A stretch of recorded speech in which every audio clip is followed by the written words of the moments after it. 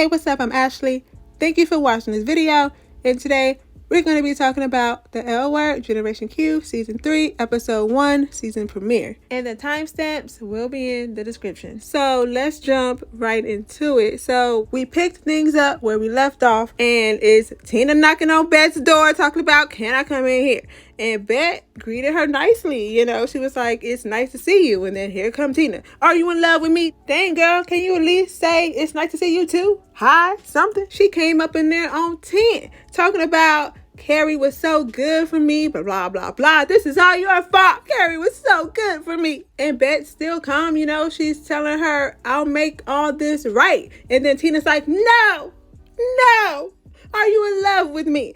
And then so Bette finally says, yeah, I'm in love with you. And you know, Tina keep going on and on. She's all like, there's no point in trying to make this right because I'm in love with you too. Well, girl, why couldn't you have said that 12 sentences ago? Even when Bette said, I've loved you all my life, Tina was like, you could have been better at it. She's so extra for that. All she had to do was knock on that door, Bette answer it, and she immediately say, thank you for saving me from Carrie. I'm in love with you. That's it. Let me know how y'all feel about that scene. Was y'all eating it up? Because I was throwing it up. And then we get to this part where it's now 1 year later. They're dropping Angie off at her first day of college. Shane is there, Alice, and then Tina comes walking up. Shane and Alice are trying to tell Tina that Bette is a changed woman. And then here comes Bette pulling up in her Tesla. As soon as she pull up, this college student hits her from the back. And instead of Bette getting mad and ripping this girl's tongue out through her neck, she gets out and hugs her. Everybody was shocked. I was over here shocked. Tina was looking at her hug that girl like she was falling more and more in love or something. So at this point of the show, we already know that Tess is throwing a fundraiser for MS, and Tina already told Shane and Alice that she won't be coming tonight, but she's gonna give them a big donation. But while they was dropping Angie off in her dorm, Tina asked Bette, was she going to the fundraiser that night? And Bette said, yes, she was. So Tina's like, yeah, me too. So she's trying to be everywhere Bette at. But right after that, Bette's phone rings and it's Pippa, and we hear her saying, oh, great, you made it, or something like that. Tina's watching her on the phone looking salty and thirsty. So we get to the fundraiser and Bette and Tina are talking all night. They laughing, ain't no fighting. Shane and Tess are still telling Tina that night that Bette is a changed woman and how she made things right with Pippa and about how her and Pippa are friends now. I was wondering how they was going to fix that whole thing. I'm still waiting to see Pippa though. So then we get to the part where there's this painting of Bambi or whatever you want to call it. I know it's not really Bambi. I'm just being dumb. Don't try it. It was up in Bette and Tina's house and, you know, the original L Word. And Tina was like, what is she doing? What is she doing up there? That painting is worth way more than that. So let me bid on it. And Tina bidded $10,000 for that Bambi painting. Tina's trying to bust it open. Okay, she's trying to get Bette's attention and she got it. Bette was like, you want to get out of here? And they got up out of there. They went to Bette's house. So while they're at the house, we find out that Bette found her mama, and we found out that she went back to that silent retreat that she went to and didn't stay at for long. But she told Tina that she stayed there the whole time this time. And Tina was like, what? Oh my God, I can't believe that. You're so funny. So then Bette's like, while I was there in my silence, I kept hearing this voice echoing in my head, and it kept asking me who taught me how to love. And then I realized that my mother taught me how to love. And then it had something to do with the fact that Tina told Bette this one time that she doesn't know how to love her right when she came knocking on the door being dramatic. And then Bette tells Tina that she told her mama all about them and Angie and all of that. And then we get to this part that you all been waiting for. Not me, but a lot of y'all. Bette and Tina starts kissing. Bette's finger all up in Tina's mouth. And who caught them doing all of this? Angie. Angie walked right up in there. She said, you gotta be kidding me. And the looks on Bette and Tina's face are priceless. Look at them. So it'll be interesting to see what they tell Angie after this and see Angie's whole reaction. But let me know your thoughts on this whole Bette and Tina thing so we can talk about it. And now we're gonna move on to Shane and Tess. So we're in Tess and Shane's house, and we see that Tess's mother has moved in with them. We see Tess on the phone making plans for the fundraiser, while Shane is trying to give Tess's mother her pills, but she threw them on the floor. She said, I don't want this. Y'all trying to kill me? But then the nurse comes in and she ends up taking over. So right after that, Tess gets off the phone and she tells Shane that the makeup artist for the fundraiser dropped out, so now she need a new one. So Shane's like, don't worry about it, I'll help you find another one. And that somehow turned Tess on like an info. And she started kissing Shane right there in front of her mama and the nurse. And Shane's like, hold up now, have some respect. So then let's get to the part where they're at the fundraiser. So they're at the fundraiser and we haven't talked about this yet, but Finley is out of rehab and she's trying to make amends with everyone. So she's apologizing to Shane and Tess for how she was before she went to rehab. And of course, Shane and Tess accept her apology. They hug it out and they offer her her job back. And they're going to work on getting her some benefits because she's been looking for some of those. So now she's back to working at Dana's. So after the whole thing, Shane is now left in the room by herself and she hears a noise. So she goes to check it out. So she opens the door to see what it is. And it's Ivy, played by Kalani. And she kicks Shane right out. She said, no, can't come up in here. And just like I predicted in a previous video, Ivy just might be the reason why Shane and Tess have a little shakeup. But after Ivy kicks Shane out of her own place, she realizes that Shane owns the whole thing. She was like, why you didn't tell me? And Shane's like, you didn't ask. So then Ivy's like, I think I know you from somewhere. Come follow me. And then Shane follows her like she should, because I would too. You want to kidnap me? Tell me. Kalani said, come here.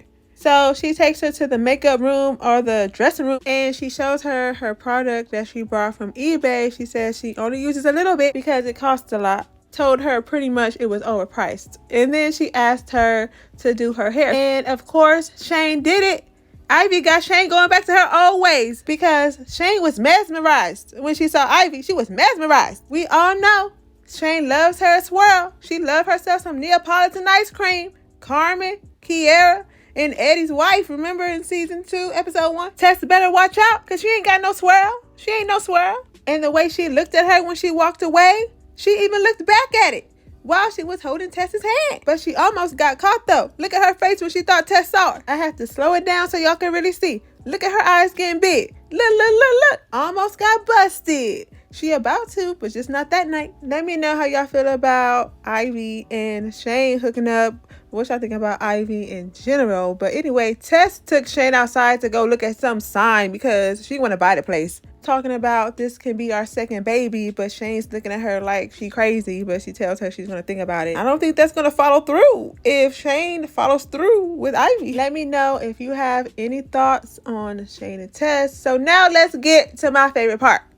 Sophie and Finley. Finley is finally out of rehab. She out of rehab, y'all, and it looks like it's working. Sophie was freaking out, taking her stuff out the room because she thought that Finley would want her own room when she comes back. And Micah's like, you tripping? She don't want her own room. And then after that is when Sophie finds this engagement ring because Micah plans on proposing to Maribel. They're trying not to be boring. So Finley walks in the door and Sophie and Micah greets her, hug and kiss and all of that. And I'm like, that's what's up. So later on, Sophie and Finley go to this park and Finley brings out this letter and she starts apologizing to Sophie. She does this whole amends thing and she tells her that the reason why she couldn't see her or consider her the way that she would have liked her to is because she couldn't even see herself, and that she knows that that was probably lonely for her. She says that she's sorry that Sophie had to take care of her and that she's sorry for not being able to see that that intervention was meant to help her. And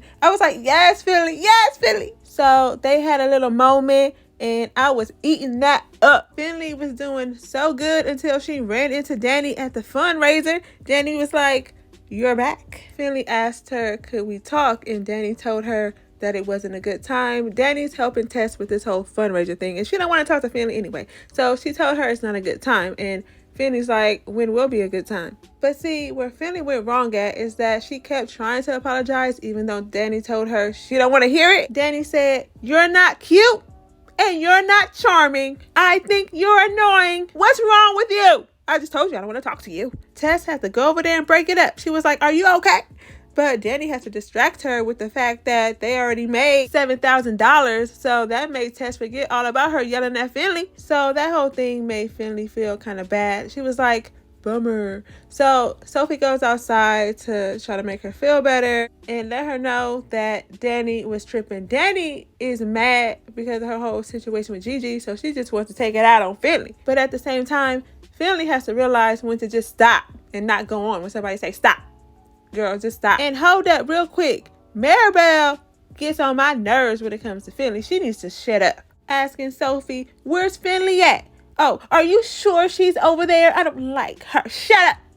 Worry about being entertaining. So after they have this whole talk on the curb, Finley's like, you want to do something naughty? So they go and play strip basketball, and Finley lost. She was outside on the court naked. She only had her panties on. I said, not Finley outside naked. She about to catch a case. She about to be on that list, that petty list. She better stop. So Sophie's turned on by winning, and she's like, take me home. But Finley's like, I think I need to go to a meeting. And I really liked this part of the episode. It was Finley doing this whole voiceover thing while she's at her meeting, and she's basically just saying that she really wants to do the right thing this time, and I believe her. I think this is going to be Finley's season. I think she's going to get some really good character development. At least I'm hoping. They better do Finley right. So Finley comes home from her meeting and she gets into bed with Sophie, and while they're in bed, Sophie gets a text from somebody named Dre talking about you up with a rainbow. Was the rainbow necessary? Who is Dre? Sophie. You about to break Finley's heart again. But this time, Finley not gonna get a drink because she's over that. I believe in Finley. She not about to get no drink. You ain't about to cause her to drinking again, getting on her scooter, going to the liquor store. She over that. Let me know how you feel about this whole Finley and Sophie situation and who you think Dre is. So anyway, Dani asked Gigi to move in with her, and I'm surprised that they've been dating for a whole year and they haven't moved in together yet. That's rare with lesbians. It be about day 2. But they're on day 365. So Gigi tells her that she has to talk to Nat first because of the kids, and Dani is shooketh. She's confused, she's livid, and she's taking it out on everybody else. She even brought it back up to Micah when they were at the fundraiser, when Micah told her that he's going to propose to Maribel. He was like, you still salty about that? And the fact that Gigi wasn't even at this fundraiser when Dani is a part of this whole thing makes me upset. Yeah, I know Gigi is about to be out of this, but dang, y'all couldn't dress her up and let her go to the fundraiser too? So after the fundraiser, she goes back home and she asks Gigi, so did you talk to Nat yet? And Gigi doesn't even say anything. She just gives her this look. It looks weird. It looks suspicious. And I'm curious to see what she's going to tell her. And that was it for Dani and Gigi. They gave us crumbs. A chip bag has more crumbs at the bottom of it than what they gave us. These little pieces of crumb. Let me know how you feeling about this whole Dani and Gigi thing. So we get to Angie. She's in her dorm room. She's having her first day of college. And guess who walked up in there breaking up with her? Jordy walked up in there talking about they're going to be different people soon. So she broke up with Angie. And Angie's like, well, why couldn't you just tell me this yesterday? Why wait until I'm at my first day of college for you to come break up with me up in here? Jordy talking about, I love you though. Angie said, no, no, no. You don't get to tell me that. So they're done, and that's probably why Angie ended up going to the house and walking in on her mom's like that, getting the shock of her life. Alice ended up hooking up with a Gen Zer. It didn't last too long. She ended up breaking up with him at the fundraiser. She told him, I'm the type of person that likes to go to bed at 8 p.m. So he got the hint, and that was that for them. She went home and went on Tammy and started looking for people more in her age group. Alice had pretty much of nothing in this episode. So Micah wants to propose to Maribel. Good for them. They're trying not to put me to sleep. So he gets down on his bending knee and she's like, I don't want to get married. I want to have a baby. I don't care if they have a baby. I don't care if they get married. I don't care if they break up. That's going to be their whole drama this season. And it doesn't seem interesting, but it seems a lot more than what they gave us last season. So let me know if y'all feeling anything for Micah and Maribel. And that's pretty much episode 1, and I'm not mad at it. Y'all let me know what you thought about it in the comments though, so we can talk about it. And if you haven't already and want to see more videos like this, don't forget to like, comment, and subscribe. Thank you for watching this video, and I'll see you in my next one.